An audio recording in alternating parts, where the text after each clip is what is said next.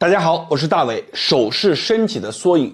如果你一年四季这个手就像放在这个冰水里面一样，放在井水里面一样感觉热不足，或者呢你这个手上握拳感觉总是使不上力，你记住可以跟我做一个道家的好动作，叫做转八弓。我们这个转八弓是什么意思呢？其实说白了就是手上是身体的缩影，你每次在转的时候，无疑就是把我们整个身上去走一遍。而且这个转八弓特别有意思，就是以前的师傅告诉我，手上中间有一把火，我们去转八弓的时候，不仅仅是去转，而是把火点上这5个手指尖。你们做完以后，手指尖要有发热的感觉，做完以后感觉是不一样的。那么在这里呢，其实引用的是道家的一个概念，叫做9把火。那叫9把火呢，我出过一个完整的视频，你们感兴趣的可以在我的这个个人的这个简介当中去找一找9把火。那么我们在这里先简单给大家讲一下，这个呢其实是一个火口画了一个圆圈。那么这里呢，我们也可以画一个圆圈，这2个火口我们经常看到很多人在一起捏，是不是就这样在一起拉？这个动作其实很多人刚开始做他是找不到的，我教你怎么去找。手这么转2下4下，你会感觉到发烫，如果有发烫的感觉，证明你的火还是比较足的。如果你转了一个7、8下都没有烫的感觉，那这个时候你就要注意了。我们日常当中有一个锻炼动作，就是这么去转，手放到这里，慢慢的去转，不用很快，慢慢的你感觉这个烫的一个温度在里面出来了，这是一个非常好的动作。但是这不是转八弓只是给大家引荐了这个动作，你们可以日常当中没事的时候做一做，特别是秋季冬季的时候可以多做一做。那么转八弓是什么呢？其实它说起来它是比我们这2把火还要再高一个级别的。转八弓只做左手，右手不做。而且呢，这转八弓它中间是有一扇门的，我们要做的就是把一扇门打开，把中间的这个火给它放出来，然后同时点着我们5个指尖。你看怎么去做你看1、2、3、4、5、6，看我手上画的这个箭头，这个箭头的方向分别是我们要推开门的方向，中间这条线我们就围着这边去推你看我是经常做这个动作，所以你会发现我的手掌上面是比较充盈的。什么叫充盈？就是推起来的时候是有波纹的，你看到没有？是有波纹的，这就是充盈。咱们自己看一下自己的手掌推起来的时候有没有波纹，而且手掌上面你注意2个厚度一定要有，这个厚度要是有的，这个厚度也要是有的，这个大鱼际这里要厚饱满一些，不一定是厚，但是一定要饱满。我们转八弓念着那个2个手，你别看只做左手2个手念完以后都一样它会有一种充盈的感觉，饱满的感觉，慢慢的去从上到下的去推。这个有个非常有意思的点，很多朋友说大伟你做多少下，别问做多少下，做到发热，我这个时候其实已经热了。你们只要经常做，你会发现从上到下几次半边就发热，热了以后就开始推另外一边，这个热特别有意思上面不热，这里不热，下面不热，唯独你推的开门的地方热，然后把这里给推开。这里去推怎么推呢？我演示的时候我是这么去做，从上到下，但是咱们自己去做是怎么做？手掌翻开，这么去做，这样去做更好发力，看到没有？这么去做慢慢的去做，推下去这样去做更好发力，推到发热。一定要记得我们下面这个边要去推开一定要记得每个地方都不要错过。为什么？你记住，手是身体的缩影就行了。记住这句话，慢慢的推开这扇门，已经感觉到整个门打开了，手掌这一圈开始发热了。好了，我们这个时候就可以开始转了。这个时候的热量就是控制在你手掌中间，上面是不热的，下面不热的，唯独手掌中间这个开始发热。那么我们怎么去做？中间这个地方还是一个圆圈，那么我们要围绕这个圆圈去转。怎么去转？看好我画的这个方向看好我画的方向。因为视频拍出来可能是反的，这个时候你不能转反，转反就麻烦了，这就逆行了。那么我们要去做的时候，手放大拇指，推到小拇指，然后再回来，大拇指到小拇指再回来，大拇指到小拇指再回来。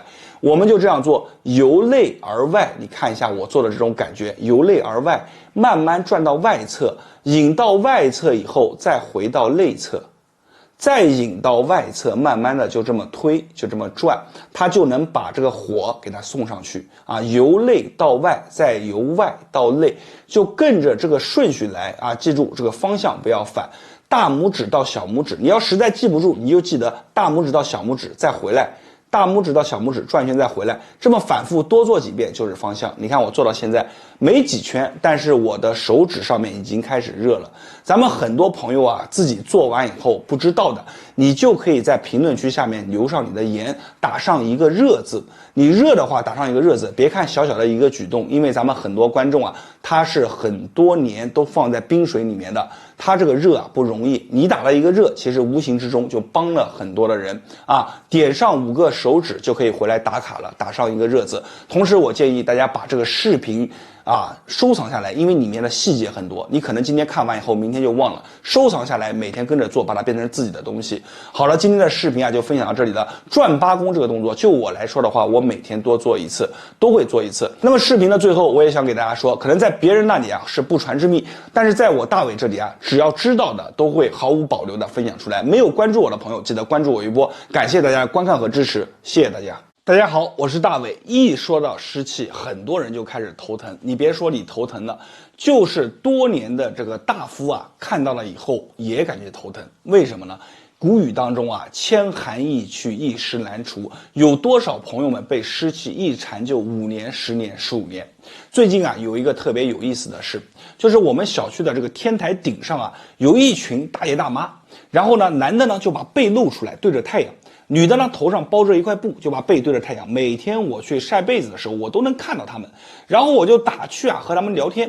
那我发现啊，他们其实对一些地方啊是有误解的。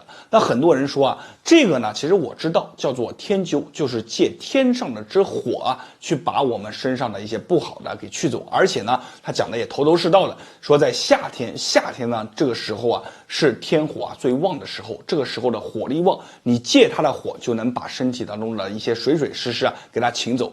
其实呢，说到这里的时候，我就和大家去讲一下，你们在夏天的时候，不要盲目的去晒太阳，特别是春夏之际。为什么呢？因为就算你被湿气缠着了，也不是靠晒太阳去这么晒一下就能把这个湿水请出去了，也并不是说你身上出的汗越多就越好。说到这里呢，我要给大家讲一下记载当中的一个故事。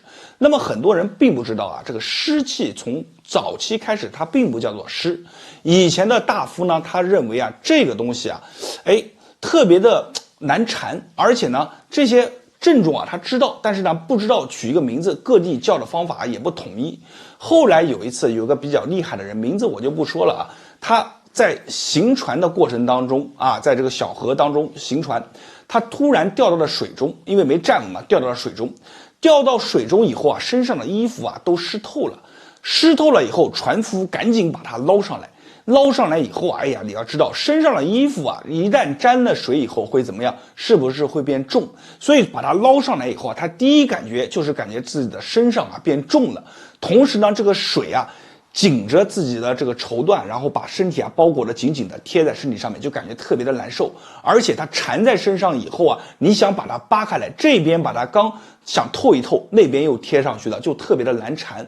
然后呢，这个湿水的呢，它都往下去走，同时呢，还是感觉一阵风刮过来变冷。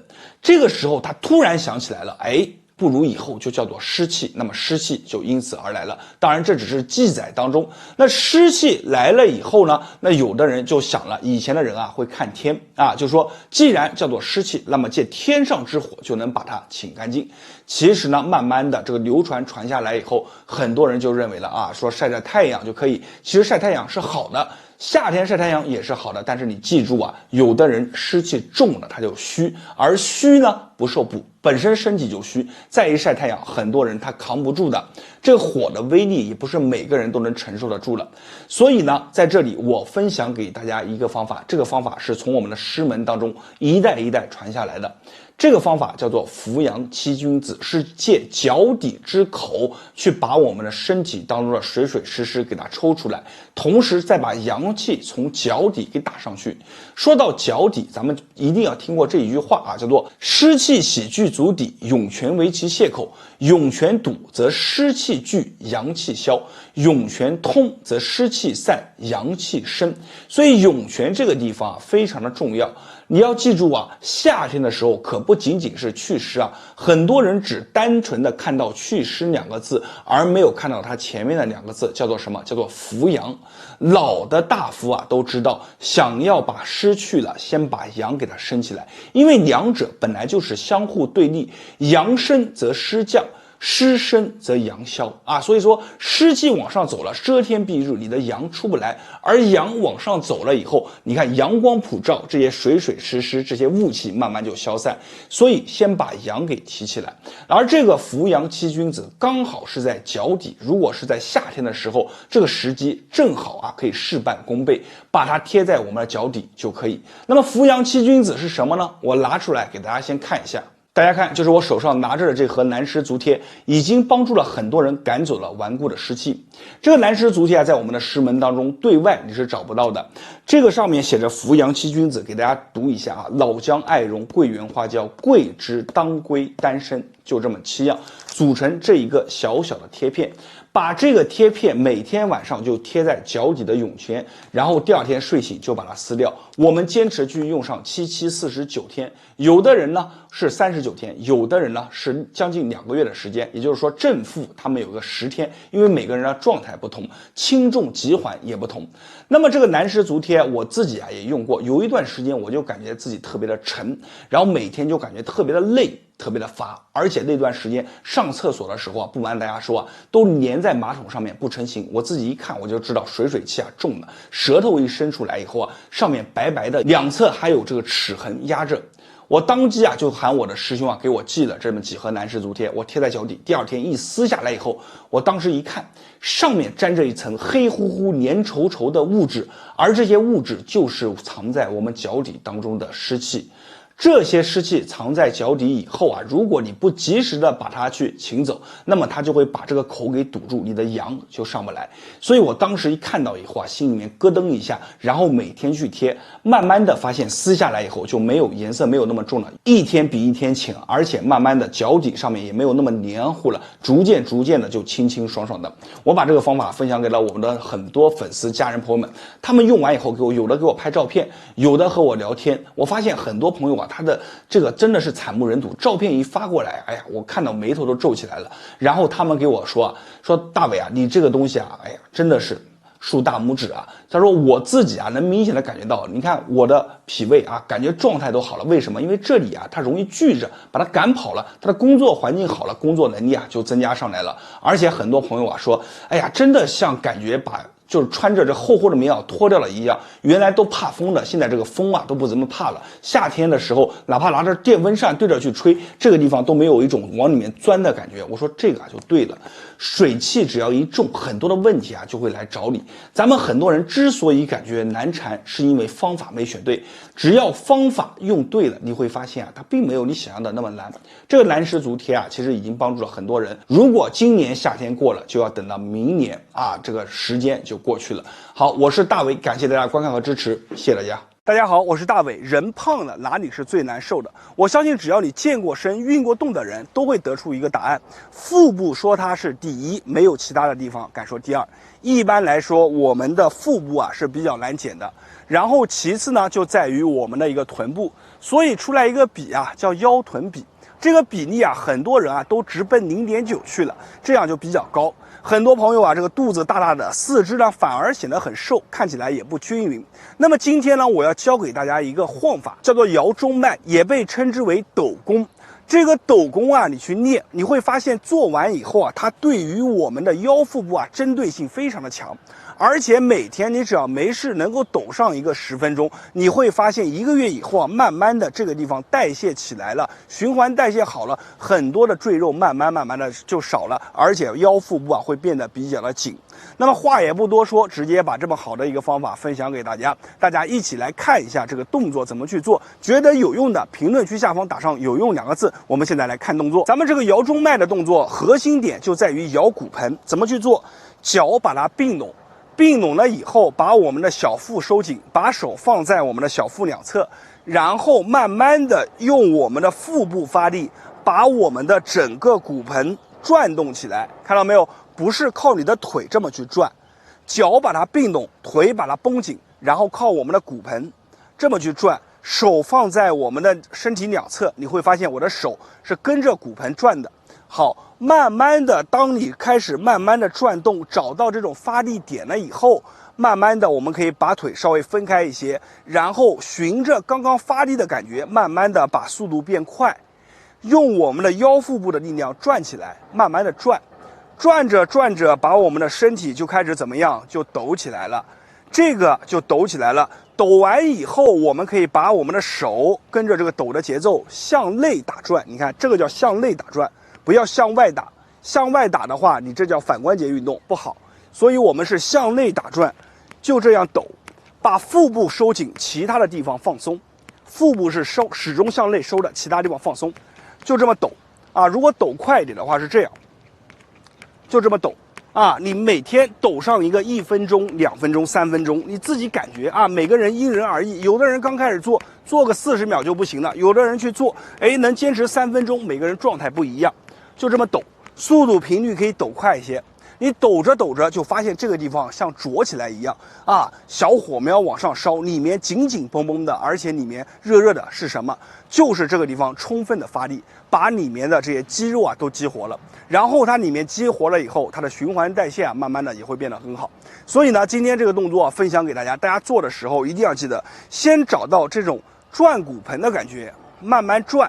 啊，手放两侧，腹部收紧去转，然后腿打开，腹部收紧，循着这个感觉，慢慢的去打开，去找腹部发力的感觉，慢慢频率加快，腹部收紧，其他地方放松，慢慢的开始抖啊，一步一步的来，把它练会了，你会发现这个动作对你的帮助非常大。有的时候啊，你一个动作选对了，然后坚持一段时间，你会发现动作对了以后啊，去做一件事就变得相对而言容易很多。好了，今天的视频啊就分享到这里了。没有关注我的，记得关注我一波。我是大伟，在别人那里啊或许是不传之秘，在我这里都会毫无保留的分享给大家。谢谢大家。大家好，我是大伟。现在已经进入到春天了，咱们很多人啊应该有个很明显的感受，就是感觉身体上面啊随着这个气温的回暖，慢慢的充满力量了。想着出去啊踏踏步、走走路，这样的感觉。如果说你到了春天，身上还是感觉懒洋洋的，不想动，这个腿上啊又沉，脚底上面还感觉小冰小凉。如果你有这样的感觉，那我告诉你，你今天可能就要做这一个动作。这是什么动作呢？就是你帮助你把我们的身体啊转起来，让你的循环代谢啊变得更好的一个动作。这叫做什么？非常简单，叫做跺脚功。这个跺脚功啊，对于咱们腿上沉沉的、重重的，脚底上面还感觉一年四季像放在小冰窟窿里面一样的，你就把这个动作做一做。咱们现在啊，话也不多说，直接给大家演示动作。大家感觉好的，评论区下方打上"有用"2个字，帮助更多的人。同时记得把视频啊收藏下来。我们现在开始来讲解。那么这个跺脚功呢，顾名思义就是把你的脚往下去跺，但是大家记住啊，不要乱震，不要乱跺。乱跺的话，很容易被你什么反震上来的这些力啊给伤着，特别是咱们腰上面还松松垮垮的，就不太好了。这个跺脚功怎么去做？腹部收紧，先把我们的腹部收紧，腹部一收紧，这里就固住了，看到没有？如果你感觉收不紧，把2个手抱着我们的肚子往上去提，看我的胸部变化。当你手抱着肚子，胸就挺起来了，这是什么？这是一个好的现象啊。然后呢，慢慢的脚抬起来，抬上去，脚尖向上勾，快速跺下来。再给大家演示一下，来，1、2。做的时候你一只脚抬起来了，另一个腿的膝盖要保持不要伸直，微微的弯曲，这就做到什么？一个缓冲。咱们如果做连贯起来就是这样，配合呼气，往下跺的时候是吐气的。你看，来提，腹部上升，吐，